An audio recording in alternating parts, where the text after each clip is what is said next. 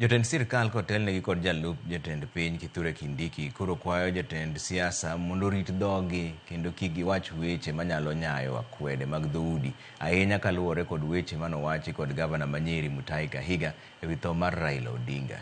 Kindiki noloso Kacheliba, West Pokot, ka komachielo jatend migawo mar pur Mutahi Kagwe to wacho ni weche ma Kahiga nowachogo ok ochimore kod kido kod timbe mar oganda kendo duoko oganda chien. CM bende ne ochiw gi jawach e lo sirkal Isaac Mwaura. Must work hard to protect the unity of our country. Wale ambao wanaongea maneno ambayo yanaweza kuleta mvutano baina ya wananchi, tunawaambia kwa heshima kubwa wawache.